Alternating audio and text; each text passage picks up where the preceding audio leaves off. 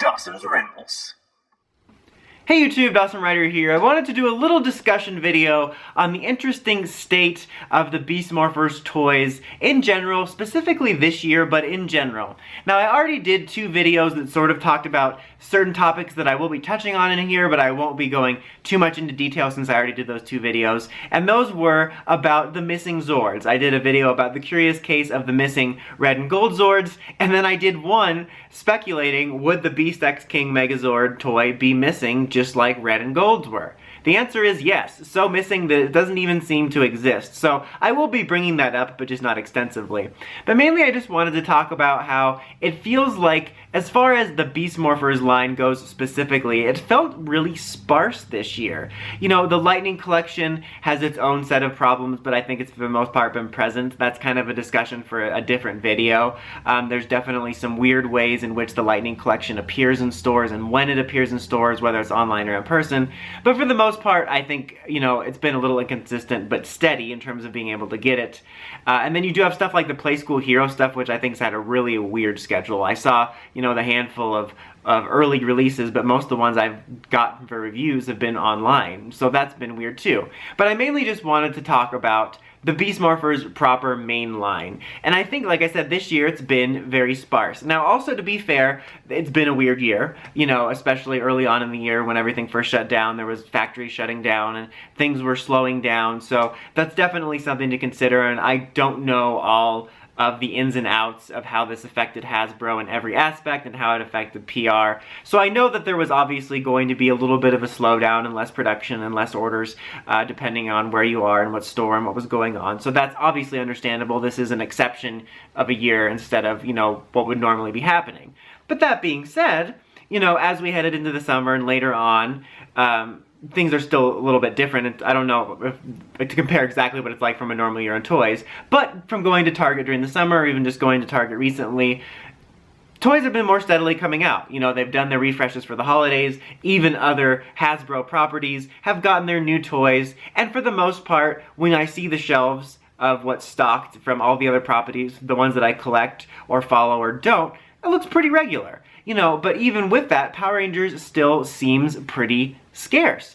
Now, for most of the year, I would say, from when I went out and looked, my main things that I see at both Targets and Walmarts is an over amount of Beast-X Sabers, small handful of figures, could be the Buddyroids, could not be, but a small handful of figures, and then some Lightning Collection. And in the case of Walmart's, it's 50,000 Beast Morphers Reds. But that's mostly what I see. Like, if I were to run some sort of a rough algorithm of what is, like, the most average thing I see, that's usually what I see. And it's usually a small sliver. There's at least a handful of times, I would say, that when I was going toy hunting, that I went down the aisles multiple times, like the two main aisles that would have, like, action figures, superhero, all that stuff. And I'm like, well, they do not have Power Rangers anymore? And then on the third pass, I'd be like, oh, it's this tiny sliver over here. And it's been a very small amount of stuff, and there's some stuff I've never seen in person, like the Beast-X King Bow and that new Beast-X King Saber.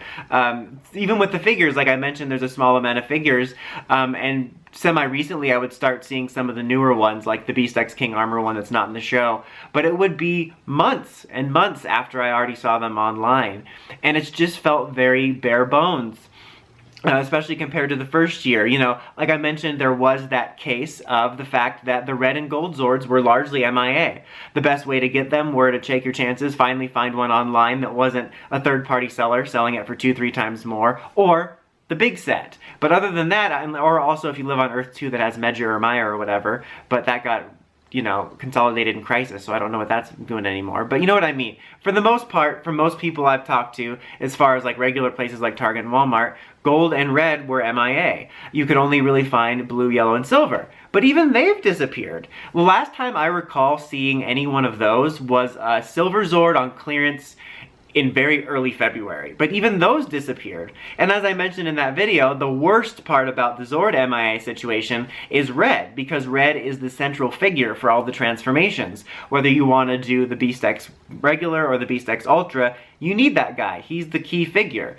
And you know, there might be someone that just is really amped up about getting Gorilla, but the thing about Red too, is that he's his own robot. So that's like the one you're gonna want the most of. Like gold being missing too also sucks, but that could even be better missing than red, because red is the central figure. And you know, the longer that went on to be missing, I was thinking, okay, how funny is it gonna be if the Beast-X King ends up being the central figure, because that is the central figure for the transformations later on. It can take the place of red in most transformations, and I said that would be really funny if once that released, that one's widely available, and that's what most people have to do. But that thing straight up doesn't even exist. I recall one offhand mention of it at Toy Fair back in February, but that was like a second-hand account. I don't even know if that really happened. That's the only thing I ever heard about it. I've never heard anybody else talk about it other than the fans, but I mean anybody in the realm of official. I've never seen any pictures, anything official. Like, it doesn't seem like they even wanted to make it. The closest we got was that little already put together like action one that has lights and sounds. And that's what's weird, is it seemed like the Beast-X King Lion was going to be the figurehead for the Season 2 Zords. Because oddly enough, I felt that Hasbro's general structure in the first year was fairly close and comfortably familiar to what we were used with Bandai. Obviously there's some different stuff, but there was a familiar pattern there, which was kind of a nice transition. And so I thought they were going to use the Lion as essentially the figurehead of like, this is Season 2 stuff. We got the Morpher, which is a weird situation, and then the weapons. But like I said, I've never seen the weapons.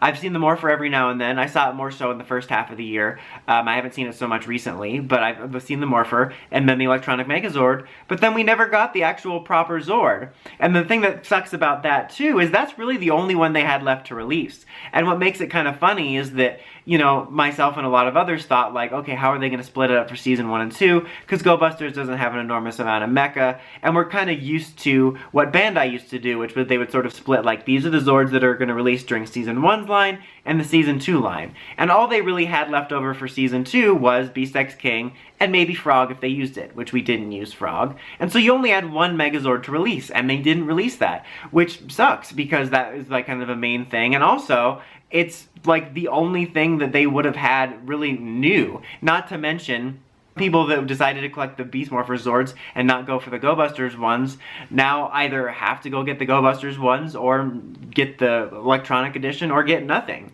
There's been situations like that before, but usually not for something so central, and that's just really weird. And it's been a really weird year for Power Rangers. I felt that Season 1 in terms of a presence on the shelf was fairly solid.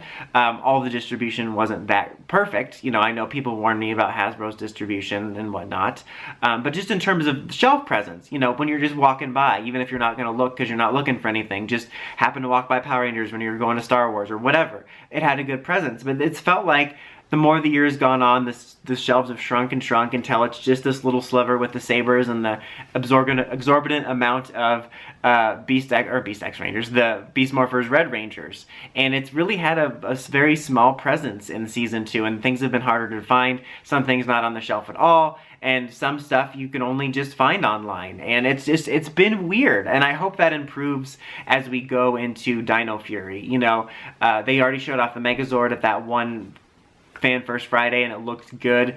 And it's just weird too because Hasbro's known for robots, and you know, there was some varying opinions about the quality of them, what they've come out with, and even speculation about the quality of them before they even came out. But I didn't expect them to have such a small presence, and it's just weird to me how scarce they've seemed in physical stores. I know, again, this has been a weird year, but like I said, even with the weird year, most of the other stuff I follow in terms of collecting, or even just when I'm in the aisle walking down, it seems like everything else is stocked pretty well and updated pretty well, all things considered, and Power Rangers just hasn't. So I'm curious what your guys' experiences have been in terms of what your standard Beast Morphers displays have been like. Has there been a lot of stuff, a little stuff? Have you had a similar experience to me? What are your thoughts on how this has all been handled, how it's affected your collecting? Something else I'll mention real quick at the end is I know also the steel figure has been another one that's been kind of hard to get your hands on.